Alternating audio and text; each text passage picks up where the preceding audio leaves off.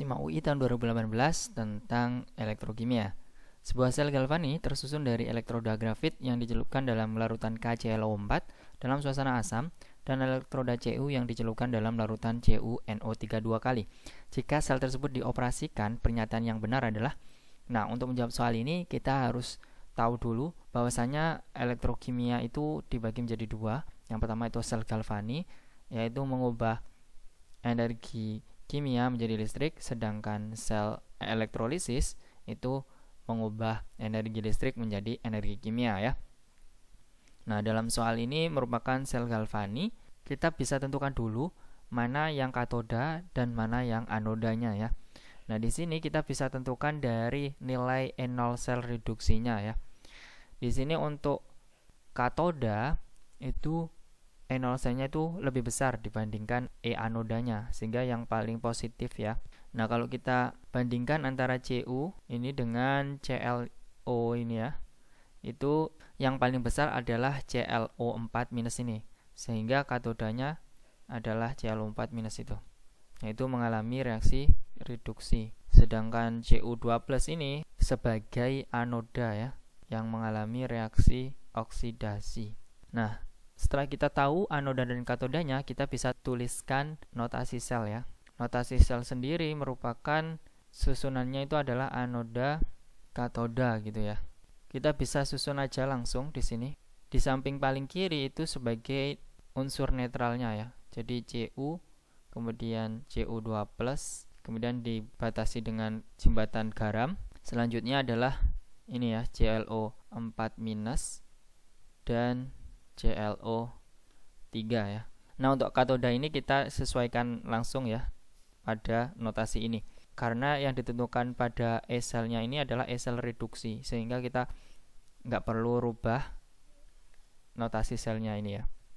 Kalau sudah tahu notasi selnya, kita bisa langsung tentukan reaksi yang terjadi pada anoda dan katodanya.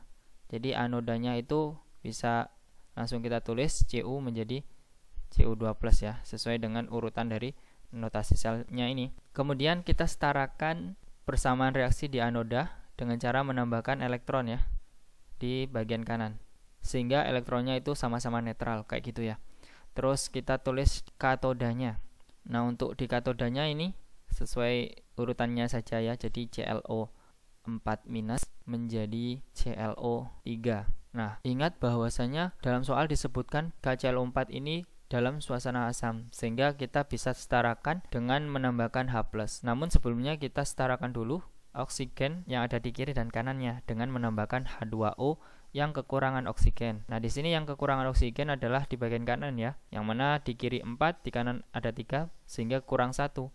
Kita tambahkan 1 H2O. Nah, selanjutnya kita bisa menambahkan H+-nya sesuai dengan banyaknya H+ di ruas yang kelebihan hidrogen ya. Jadi di sini kan ada 2, berarti kita tambahkan 2 H+ di bagian kiri ya. Nah, selanjutnya kita bisa setarakan ion-ionnya ya. Nah, di sini ada 2+ ya, kemudian ada 1-. Kalau dijumlahkan berarti ada 1+. Kemudian di ClO3 dan H2O ini kan senyawa netral ya, sehingga jumlah ionnya itu adalah 0. Maka dari itu kita bisa tambahkan elektron di bagian kiri ya, sehingga nanti sama-sama netral ya, karena ini +1. Nah, kalau sudah setara, kemudian kita bisa langsung melihat pernyataan 1 sampai 4 ya. Nah, untuk pernyataan 1, pH larutan KClO4 bertambah. Nah, KClO4 itu kan sebagai katoda ya ini ya. Kalau kita lihat, tadi itu kan suasananya asam nih, ditambahkan H+ ini ya, sehingga akan membentuk H2O. Nah, H2O ini kan akan menambah pH-nya ya. Karena kan kalau kita tahu bahwasanya H2O itu pH-nya itu di sekitar 7. Kalau H+ itu atau suasananya asam itu kan kurang dari 7, sehingga akan bertambah pH-nya ya. Oleh sebab itu pernyataan 1 ini benar. Kemudian pernyataan kedua di sini, pH larutan CuNO3 2 kali bertambah. Kalau kita lihat dari reaksinya, itu tidak ada penambahan H+ ataupun OH- ya di sini, sehingga tidak akan berpengaruh dalam pH-nya, tidak akan bertambah ataupun berkurang pH-nya ya. Oleh sebab itu pernyataan 2 ini salah. Kemudian elektroda Cu beratnya berkurang. Nah, jika kita lihat Cu di sini adalah elektroda ya, yang mana Cu ini akan mengalami oksidasi membentuk Cu2+. Ingat bahwasanya konsep reaktan menjadi produk itu reaktannya semakin lama akan semakin berkurang, sedangkan produknya di sini akan semakin bertambah. Oleh sebab itu Cu-nya ini karena mengalami oksidasi akan berkurang ya, menjadi Cu2+ atau mengion jadi Cu2+. Oleh sebab itu pernyataan 3 di sini benar ya. Kemudian untuk pernyataan keempat, elektron mengalir dari elektroda grafit ke elektroda Zn. Ingat bahwasanya elektron pada sel galvani itu akan mengalir dari anoda ke katodanya. Nah, sedangkan sel elektrolisis itu elektronnya akan mengalir dari katoda ke anodanya ya. Sehingga pada soal ini karena sel galvani maka dari anoda ke katoda. Anodanya di sini adalah Cu. Kemudian katodanya karena elektrodanya itu adalah elektroda grafit maka berpengaruh pada katodanya. Sehingga katodanya adalah grafit ya.